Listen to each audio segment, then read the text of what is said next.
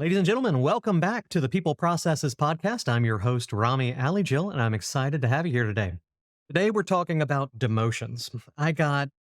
It's actually in the same day, two different clients wound up asking me about scenarios where they were looking at demoting their employees. And we're going to dive into this because demotion sucks. And I want to work with you on when you should use it and when you shouldn't. And the answer is normally you shouldn't, just to cut to the chase. So let's work through it. In these scenarios, we had people.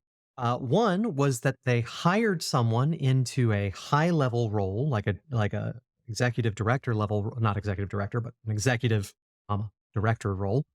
And this director turns out they just weren't that ready for leadership, right?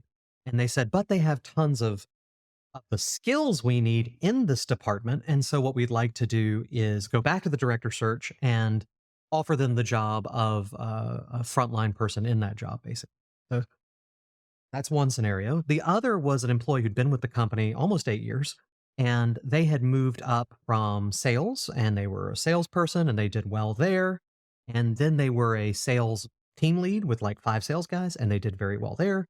And then they promoted them up to their director of sales. They're running 5 different teams, and they are just it's all crap. And they promoted them like 4 months ago, and they want this guy. They don't want to lose him, but this ain't working. All right. Let's talk about the demotion framework and then what we want to do in terms of evaluating these two specific scenarios and what you should do in your business. When you're thinking about demotion, there's a lot of reasons people get demoted. Most of the time, people who come to me about this, they want to demote as part of them just not meeting their job expectations, right? It's like they're just not good enough to be doing this job. And they think demotion is less mean than firing, right? They go, "Oh, well, I don't wanna fire Jeff. Jeff, he's a good guy. He's just not very good at this. Why don't we demote him? Why don't we demote him?" And I gotta tell you, that's probably a bad idea. We'll come back to why. So we have demotion for skill-based issues. The other time I see demotions come up is as part of an investigation or an incident. Um, you know, you've got this guy, he's a manager of the store or whatever, and turns out he's slapping girls on the butt. Big problem, investigation, we got an issue, and maybe this guy knows some other problems in the company, whatever. They're afraid to fire him, or they don't think he deserves to be fired for the level of uh, I don't know, stupidity that he's exhibiting. And so they say, let's demote. So there's demotion as a response to some sort of disciplinary behavior. And then there's demotion as a response to some sort of skill based behavior, right? By the way, this is general performance evaluation. Everything comes down to behaviors, right? Do we like working with them? Are they professional and doing all the things they're supposed to do? And skill. In our company, we call these competencies and core values, but whatever. Those are the two things that initiate this discussion of demotion. In general, demotion is, by law, an adverse employment action. From the perspective of those of you who are worried about getting sued, a demotion is just as dangerous as firing somebody. There is no difference in the eyes of the law between a demotion and termination. You have to have the exact same justification. If this is your only 76-year-old transgender black Muslim in your organization and the rest of you are white guys in your 20s, and you think, oh, I'm going to demote them rather than fire them, that will help me protect from legal risk, you are wrong. Right? So never come to this with the perspective that a demotion is just less stress or less likely to get you sued. It's, in fact, and this is where the next part comes in, demotion is almost more likely to cause problems. Because by definition, demotion sucks, right? By definition, no one likes getting demoted, especially if they're getting paid less.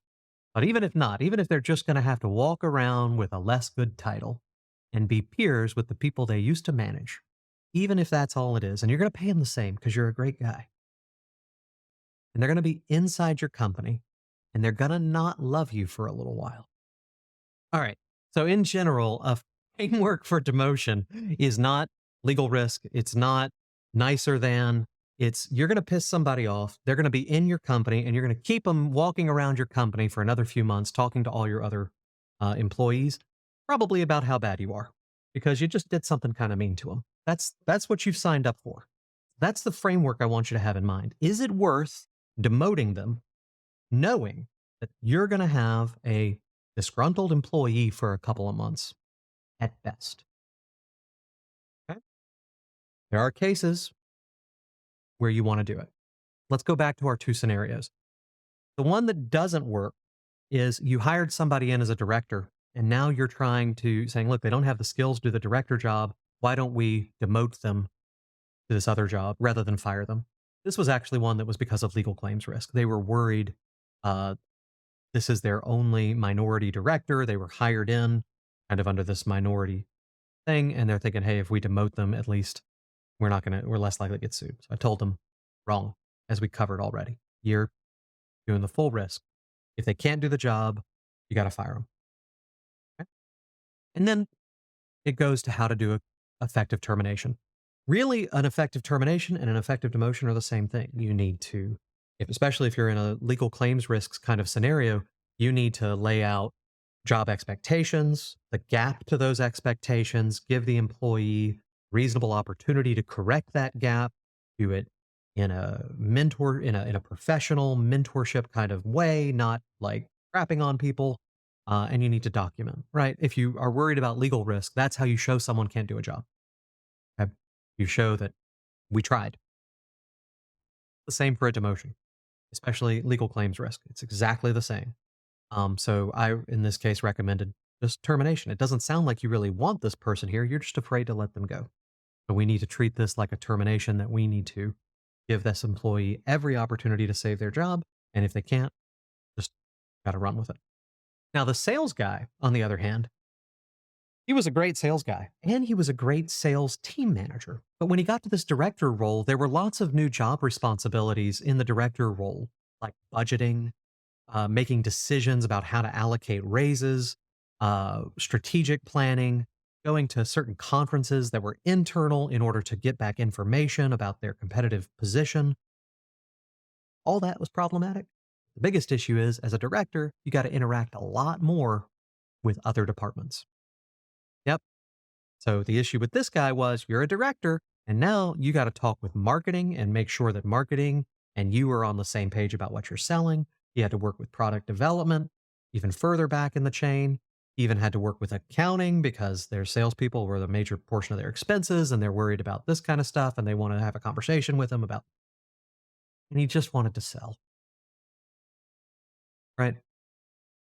He said he could do the director role, but when it actually got time to do the director role, he didn't have those skills to have interdepartmental communication, strategic thinking, all those pieces.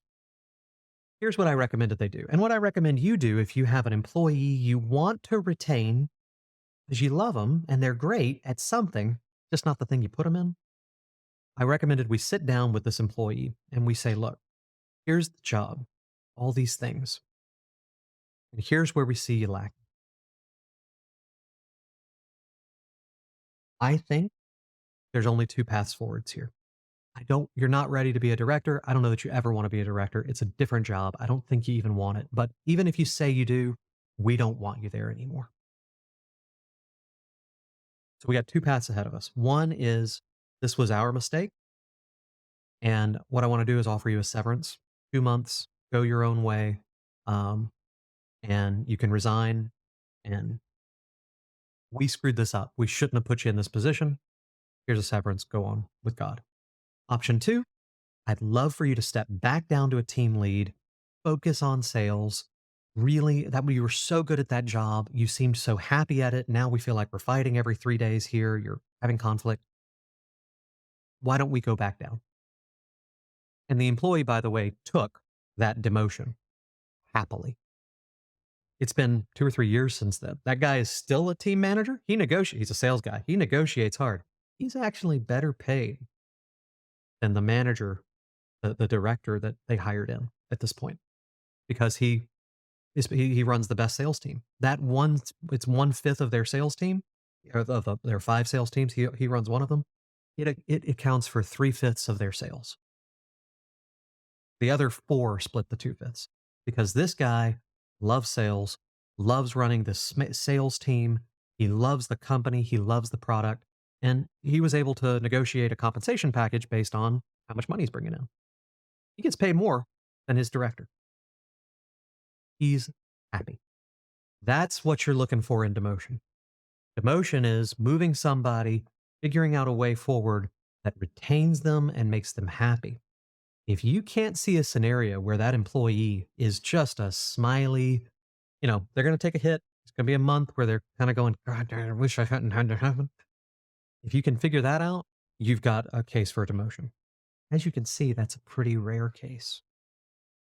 99% of the time someone comes to me and says, I want to talk to you about demotion, it's because they're afraid to fire somebody, in which case they just got to get their crap in order and do it.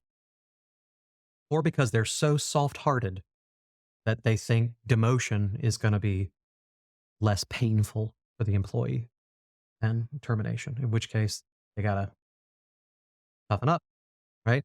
This is a business. If it's not a for-profit business, it's even more important. You're a nonprofit with a real freaking mission and you got things to do. So you got to get the right people on the bus in the right seats. Okay. In general, no demotions, but there are a few exceptions. I hope this video was helpful to you. I hope you found this to be interesting and that this may answer some of your questions about it. Do me a favor, down in the comments, write about your demotion story, about times you've evaluated it. I'd love to hear, just to support my own thoughts, I'd love to hear about times you demoted somebody and regretted it. And if you got a couple of wins in there, tell me about those too. Check us out at peopleprocesses.com. Like, subscribe, ring the bell, all that kind of stuff if you think I earned your subscription today. And feel free to share this with other people in your organization or other leaders who you think may need a little reminder that demotions are probably not the answer. Now, it's time for you to go out there, have a great day, and get your work done. Thanks for your time.